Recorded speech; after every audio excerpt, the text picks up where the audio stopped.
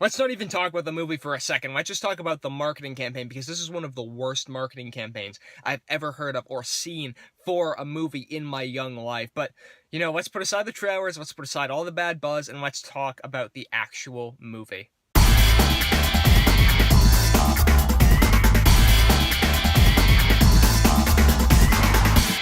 Ghostbusters. So Ghostbusters is a new movie starring Melissa McCarthy, Kristen Wiig, Kate McKinnon, and Leslie Jones. It is a franchise reboot of the 1980s movie series Ghostbusters. And Ghostbusters is a cultural phenomenon. I watched it like a couple times growing up. I'm not as emotionally attached to it as like some other people, but I was going into this movie still not looking forward to it, just because, like I said, the trailers were not that impressive whatsoever. It's not like an anti-feminist thing. I just thought the comedy didn't look that great. I thought the effects were kind of untouched up. But going into this movie, I was, I'm like, okay, Paul Feig is a good director. I like Bridesmaids, so let's watch this movie and let's see how it is. And ultimately, I thought the movie, it was okay.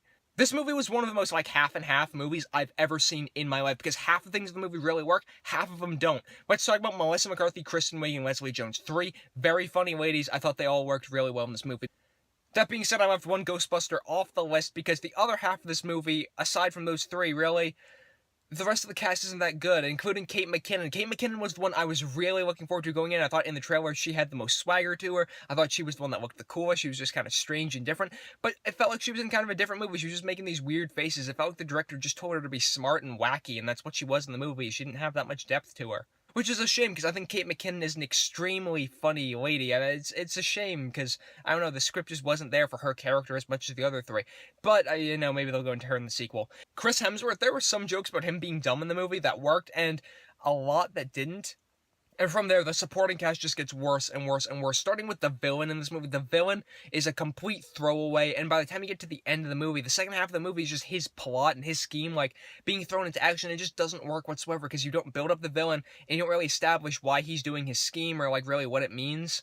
But those are just the characters. This movie's a comedy. Did it make me laugh? That's the real goal of it, and, again, it's half and half, because half the jokes, like, first line in the movie, it was one of these, like, really smart jokes that a lot of people didn't catch on to in my audience, but I laughed. I'm like, that's a good joke, I like that. But then they start doing, like, fart humor and poop humor in a few scenes, and I'm like, can we go back to the smart jokes? Smart humor is what made Ghostbusters great to begin with. Back in the 80s, at least, now can we have some of that? There were smart jokes sprinkled here and there, but then there were other jokes that just didn't work as well, with characters being loud, or characters doing this, or characters doing that, and I'm just like, be consistent with your humor. That's what I'm trying to say. Chris Hemsworth is dumb. Great. Don't mix that with smart humor. Make it all smart humor. Make smart humor about him being dumb, or dumb humor about him being smart. Make it one or the other. It felt like a lot of different conflicting humor styles in the movie, and that wasn't a great viewing experience for me, where I'm just like, I can't tell. This doesn't all mix well. Talking again about the divisiveness in this movie, we've got about halfway through, and I'm like, okay, not all the characters are great. Some of the jokes aren't really landing, but I'm entertained enough. If the movie can end well, then I can definitely tell people to see this. It's a fun enough time. But then the end of the movie happens, and it just felt like way too long. And like I said, you weren't invested in the villain, so you don't care about his scheme. And the entire end of the movie is just his scheme. So I can't tell anybody to go out and see this movie, really.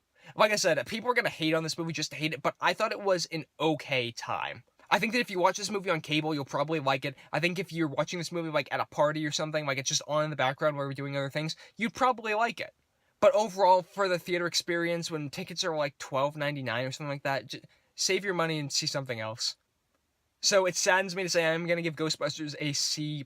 Usually B- is my positive grade, but it just couldn't quite get there, at least in my books. I think some people will like this movie. If you like it, be sure to leave your comments down below. I do not judge you whatsoever. It's definitely, like I said, middle of the road movie. One thing I picked up on, though, was that this movie was completely shot in Boston, and it was trying to be New York. I understand why it had to be New York, because the original took place in New York, but I could tell it was Boston, because I'm from Boston, and that was Boston.